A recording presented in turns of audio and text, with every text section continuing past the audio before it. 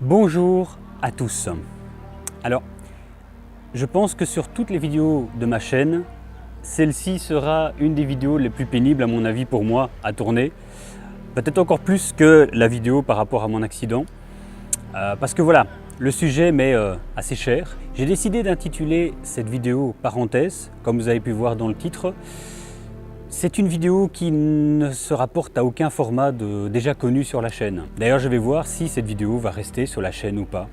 Je verrai bien au fur et à mesure du temps. Je m'excuse à l'avance par rapport à la non-positivité de cette vidéo. Si vous suivez la chaîne depuis un certain temps, vous avez peut-être pu remarquer que de manière générale, mes vidéos se voulaient les plus positives possibles au niveau de la démarche, au niveau de l'humeur, au niveau de ce que je veux amener, même lorsque on touche à des sujets peut-être pas trop évidents. Ou même le format Magicien qui pique se veut quand même être le plus positif possible malgré les sujets qui peuvent être abordés dans ce format-là. Je ne sais pas du tout quelle réaction cette vidéo aura comme impact sur vous. Dans tous les cas, ce qui est sûr, c'est que peu importe ce que je vais dire dans cette vidéo, je ne veux surtout pas que vous apitoyiez sur mon sort ou dans les commentaires que vous pensiez que vous deviez me remonter le moral ou quoi que ce soit. Ça partira sûrement d'un sentiment très honorable et très gentil, je le conçois, mais ce n'est surtout pas le but de cette vidéo.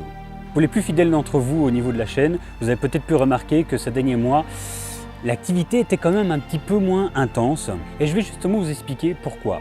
Cette vidéo n'est pas une vidéo d'explication, mais c'est plutôt une vidéo pour mettre à l'honneur quelqu'un. Plusieurs magiciens se réfèrent souvent au début de leur magie à leur grand-père, ou c'est leur grand-père qui a permis de lancer leur carrière de magie ou leur amour de la magie de manière générale. C'est l'exemple de David Copperfield qui a une merveilleuse routine qui met en scène justement son grand-père comme trame au niveau de ce tour magnifique. Moi dans mon cas j'ai commencé la magie en janvier 2001. Mon grand-père est décédé en 1999 ou 99 pour nos amis français. Donc fatalement ce n'est pas mon grand-père qui a démarré la magie. En effet, la personne qui m'a donné envie de me lancer dans la magie, c'était ma marraine. J'avais vu un tour expliqué quelque part, et donc j'ai reproduit ce tour, ne sachant pas vraiment faire de la magie à ce moment-là. J'en avais fait quand j'étais plus jeune, mais juste ça. Et donc je lui ai présenté ce tour que j'avais vu expliqué, et j'ai adoré sa réaction. Quand je lui ai montré ce tour que j'avais vu expliqué quelque part, ça l'a surtout beaucoup agacé. Cet agacement et cet énervement s'est bien entendu transformé en crise de rire et on a passé un très bon moment. C'est pour ça, si je peux glisser un petit message pour mes confrères magiciens, parfois quand le public est énervé, voilà, on n'est pas dans des réactions forcément toujours négatives. Ce bon moment passé entre nous a fait que j'ai poussé la porte de AET Magic Shop, que j'ai déjà évoqué plusieurs fois sur la chaîne, donc la boutique de magie de Bruxelles, pour m'acheter mon premier bouquin de magie. J'ai bossé tous ces tours-là, etc. Je le lui ai présenté et une fois de plus, on a passé de très bons moments. C'était vraiment des moments en or. Finalement, j'en suis à 17 ans de magie et on peut dire que j'ai vraiment fait beaucoup de choses par rapport à la magie, que ce soit au niveau des vidéos, que ce soit par rapport à la chaîne, bien entendu, que ce soit en termes de spectacle, que ce soit en termes de rencontres. Bref, je pourrais vous en parler des heures et des heures. Parfois, quelques petites frustrations, bien entendu, tout à fait compréhensibles pour tout magicien. Les confrères magiciens sauront sûrement de quoi je parle. Mais surtout, bien entendu, énormément de bonheur et essentiellement du bonheur. Tout ça dû finalement à une personne, ma marraine. Nous sommes actuellement dans la ville où elle résidait essentiellement et malheureusement, ici, à cet endroit-là, vous trouvez sa dernière demeure. En effet, c'est le cimetière de la ville parce qu'elle est décédée en janvier 2018. Je ne veux pas trop vous ennuyer avec ça, que ce soit avec des choses privées ou par rapport à l'aspect en lui-même, la mort, etc. Mais si je peux véhiculer un seul message important dans cette vidéo, c'est que même si la personne donne l'impression de ne pas vouloir que les gens s'approchent d'elle, et surtout les personnes âgées qui ont peut-être une certaine fierté par rapport à ça, ou qui ont peut-être du mal à exprimer cette solitude et ce besoin de se rapprocher des gens, eh bien j'ai envie de dire, ne les croyez pas forcément. Parce qu'un des aspects les plus difficiles par rapport au décès de ma marraine, c'est le fait qu'elle était toute seule jusqu'à la fin. Elle est décédée donc en janvier 2018. Elle a passé Noël toute seule, mais toute seule. Elle a passé Nouvel An toute seule. Et bien entendu, comme vous en doutez, elle est décédée pendant la nuit, toute seule également. Alors, je ne sais pas ce que vous pensez des fêtes, etc. Je l'ai déjà évoqué sur la chaîne, moi j'adore les fêtes de fin d'année. Noël est un moment très particulier pour moi, rempli de magie, etc. Donc il m'est difficile de concevoir effectivement qu'une personne âgée qui plus est, passe les fêtes toute seule. Évidemment, moi je suis un petit peu hors course, étant séparé d'une distance de plus ou moins 2200 km, mais croyez bien que je ne me serais pas contenté de simplement non, t'inquiète pas, je vais passer les fêtes toute seule, il ne faut pas t'inquiéter pour moi. Bien entendu, je n'ai certainement aucun conseil à vous donner, mais si je peux vous donner une petite piste de parfois écouter de votre petite voix à l'intérieur de vous et vous dire que c'est peut-être de la fierté mal placée, ou peut-être qu'elle n'a tout simplement pas envie de nous déranger, etc. Je vais quand même faire le forcing et je vais quand même y aller.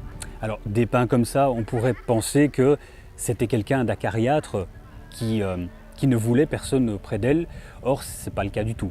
Je pense qu'elle voulait tout simplement ne déranger personne.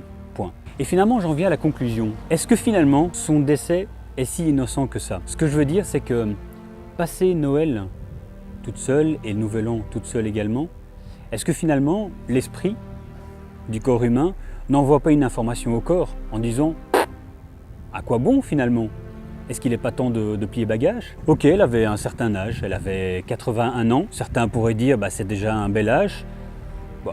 Moi, en tant que membre de sa famille et en tant que personne aimante, je trouverais toujours que c'est trop jeune, bien entendu. Mais il n'empêche que je ne peux m'empêcher de penser qu'il y a peut-être un peu de ça. Que finalement, cette information envoyée de l'esprit en disant que bon allez, fermons boutique, il est temps d'y aller, je pense. Et vous le savez peut-être vous-même, dans ces cas-ci, on prend conscience de certaines choses. Que parfois l'argent monte vraiment à la tête de certaines personnes. Je pensais que ma famille était plus ou moins à l'abri de ça. Or, dans la pratique, il s'avère que ce n'est pas le cas. Il y a notamment 2 membres de ma famille qui, tellement attirés par l'argent, ou je ne sais quelle autre idée négative, jugent qu'un simple tas de terre sur la tombe, c'est très bien comme ça. Croyance ou pas, j'estime personnellement que pour une toute dernière demeure, je trouve ça juste honteux. Et que 2 personnes s'opposent à ce genre de choses, alors qu'elle a toujours fait pour le mieux par rapport à ces 2 personnes-là, ça pique un peu quand même. Je vais m'arrêter ici au niveau de ce point-là, parce que vous allez penser que le magicien qui pique commence à prendre trop de place dans mon esprit. Et ne croyez pas que je suis en train de faire un message personnel et direct à ces 2 personnes-là, parce que de toute façon, elles ne vont certainement pas regarder la vidéo, rassurez-vous. C'est juste que je voulais partager ceci avec vous, que il faut parfois essayer de sentir ou de percevoir certaines choses qui ne sont pas apparentes, mais qui sont là, qui sont bien là. C'est un peu comme la magie, vous savez. On pense que certaines choses sont là, alors qu'elles n'y sont pas, et vice-versa. On pense que certaines choses ne sont pas là, et pouf, elles apparaissent. Je n'ai pas envie de faire cette vidéo trop longue et de prendre trop de votre temps, mais si vous avez regardé la vidéo jusqu'ici, merci beaucoup. Je vais clôturer cette vidéo avec un tour de magie. C'est un tour de magie qui m'est très très cher, que je pratique depuis des années, et qui a été créé par le grand magicien Eugene Burger, Eugene Burger. Comble du hasard, il est également décédé récemment, et une très grande partie de la communauté magique pleure sa perte, tellement c'est un magicien exceptionnel. Si vous suivez la chaîne depuis un certain temps, vous savez que j'aime bien adapter les histoires, les tours, etc. C'est ce que je vais faire également ici, donc je ne vais pas reproduire le tour exact de Eugene Burger, mais je vais l'adapter à ma sauce et par rapport justement à l'hommage que j'aimerais rendre à ma marraine. On a tous notre manière de dire au revoir à quelqu'un, et ce sera ma manière de lui dire au revoir, de lui rendre hommage par rapport à la grande dame qu'elle était, et de partager ça avec vous. Et j'espère que vous aimerez ce tour, tout comme moi je l'adore depuis des années. Je vais faire une séquence spécifique pour ce tour-là, donc je ne vais plus directement échanger avec vous. Donc dans tous les cas, je vous dis à très très bientôt. Portez soin de vous, mais également de vos proches. Merci beaucoup de regarder cette vidéo. Ciao.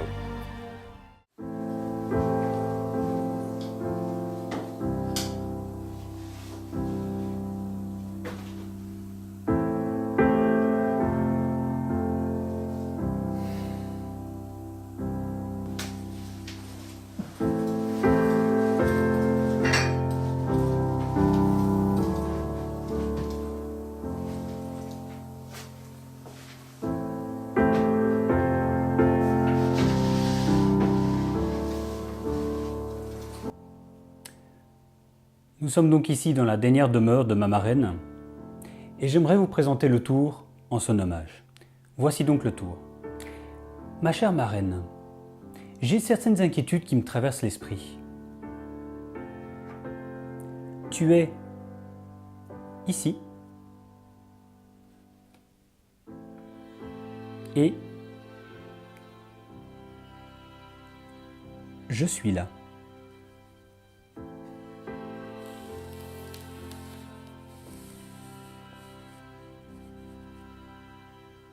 Mais que se passerait-il si, pour une quelconque raison,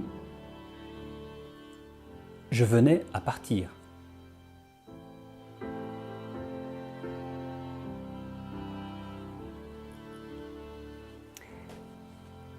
Elle m'a répondu, si tu venais à partir, ne t'inquiète donc pas, parce que nous nous retrouverions d'une quelconque manière. Ok, très bien. Mais je me pose une autre question. Si moi je venais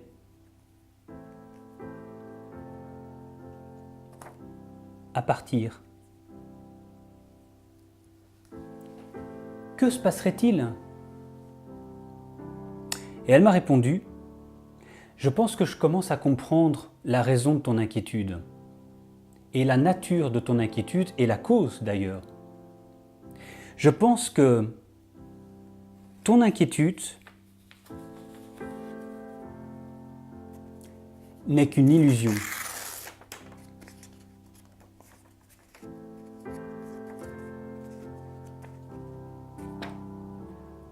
Peu importe où tu iras et où j'irai, d'une manière ou d'une autre, nous serons toujours ensemble.